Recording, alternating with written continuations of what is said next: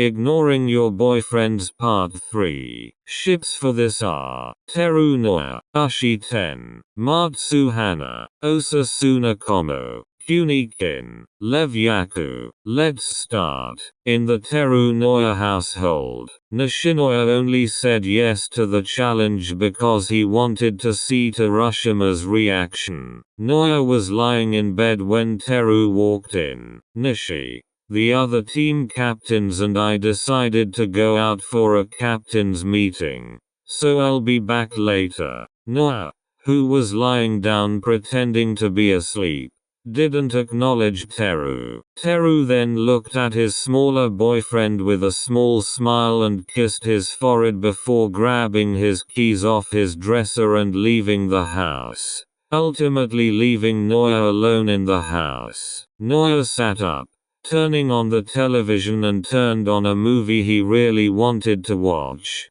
and for 3 hours he watched the movie 4 times. Around 5 p.m., Teru came back with McDonald's for Noya, already knowing that Noya didn't eat anything today. Teru walked into their shared bedroom, where Noya was sitting up in bed, watching How to Train Your Dragon, the movie he's been watching for the last few hours. Nishi, I got McDonald's. Noya, who was trying so hard not to look at Teru, failed the challenge the moment Teru stated that he had McDonald's, which is Noya's favorite food. Noya instantly turned his head towards the bedroom door where Teru was standing. OMG. Thank you so much, Teru. Teru let out a small laugh, handing over the McDonald's to Noya. You're welcome, Nishi. Teru then joined Noya on the bed,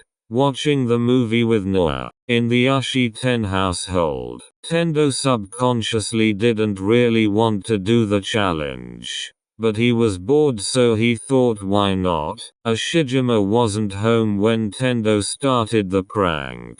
3 hours later, Ashijima returned home from practice. He went to their shared bedroom where he found Tendo fast asleep. Ashijima smiled to himself, setting his belongings down on his side of the bedroom before heading to the kitchen to cook dinner for his boyfriend. An hour later, Tendo woke up to the smell of rice and miso soup. Tendo got up from the bed and went to the kitchen, where he found his boyfriend cooking dinner for the two of them. Rice and miso soup? Yes. Are you hungry, Satori? Yes. I missed you today. I missed you as well. Tendo sat at the table, knowing he failed the challenge but was happy that Ushi had cooked dinner for them. Ashijima sat a plate in front of Tendo, and sat across from him. They both started to eat and talk about their day, enjoying each other's company. In the Matsuhana household,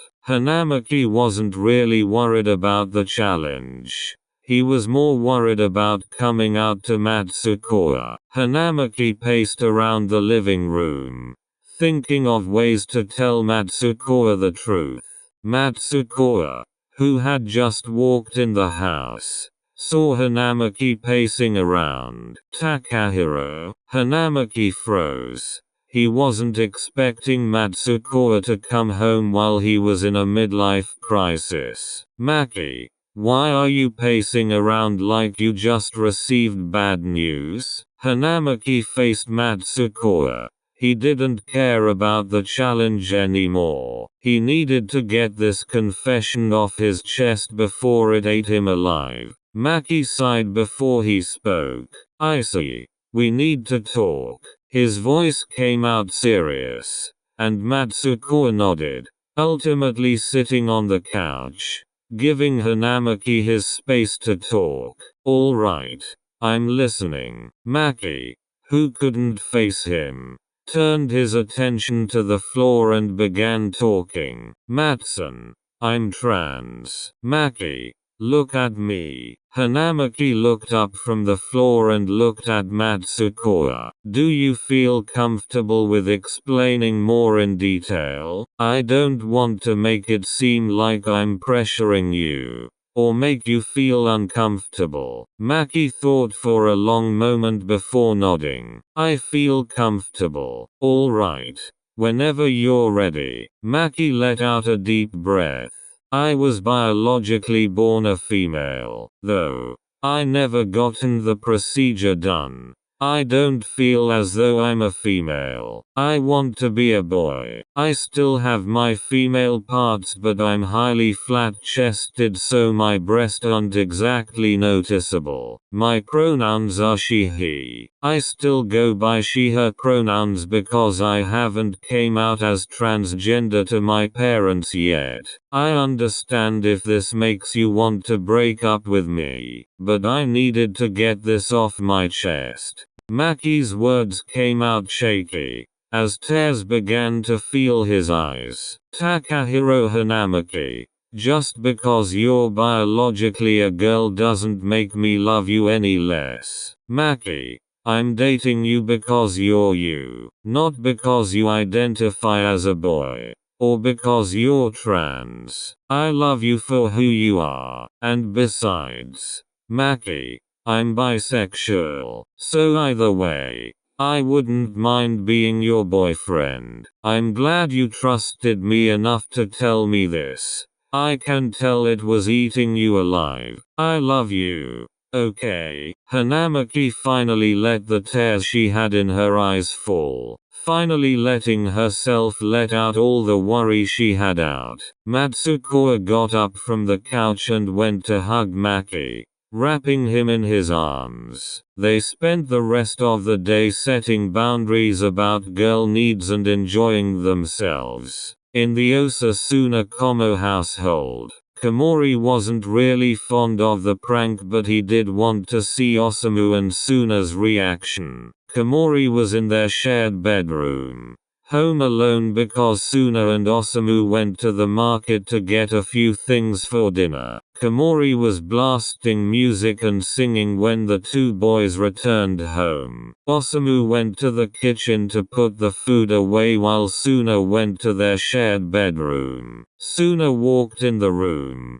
stunned by Komori. Komori froze, not expecting someone to walk in on him singing and dancing to Let It Go from Frozen. Komori turned around to face Suna, slightly embarrassed that Suna saw what he was doing. Hi. Frozen? Yes. Where's Samu? He's in the kitchen. Okay. Wanna watch Frozen? Sure. Komori was aware that he failed the challenge miserably, but he wanted to watch Frozen with Suna, so they did, and they sung all the songs together. Osamu later joined the two and they watched Frozen for the remainder of the day. In the Kunikin household, Kindaichi couldn't wait to get this challenge over with. He hated ignoring Kunami. Kunami was with his family for the day, so Kindaichi was home alone for majority of the day. 9 p.m.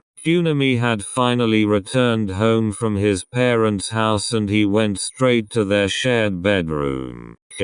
When Kunami walked in the room, he saw that Kindaichi was fast asleep, so he joined him and fell asleep. The next day, Kindaichi was the first to wake up. He felt Kunami next to him and smiled, knowing the challenge was over and Kunami didn't have anywhere to go today. Kindaichi tried to get up and go to the kitchen to cook breakfast for the two, but Kunami wouldn't let him. Mimi, stay. I missed you. Kindaichi blushed softly and stayed, and they cuddled and talked for the rest of the day, eating every once in a while. In the Lev Yaku household, Yaku was mad that the challenge was today since him and Lev had plans to visit Lev's family. So instead of going with Lev, Yaku made up an excuse to not go and stayed home. Lev worried face. Pink heart. 1:05 p.m. I know we had plans to visit your family today, but I think I'm gonna stay home today. I don't feel too good. You can go without me. If I need you, I'll text you. Lev worried face. Pink heart. Is online. Are you sure? Yes. Alright. I love you. I'll see you later. I love you too. And okay. Yaku hated that he lied to Lev, but he didn't want to be uncomfortable since he had to ignore Lev. So for the rest of the day, Yaku watched movies until Lev returned home. 9:20 p.m. Lev returned home and found Yaku watching a movie on the couch snuggled in a blanket. You okay? Yaku nodded and continued watching the movie he had on. Lev joined him and they cuddled until they both fell asleep on the couch together. I kinda rushed it at the end. I'm sorry, but I hope you still like it. And until next time, besties. Pink heart. Hands in a heart shape with medium skin tone.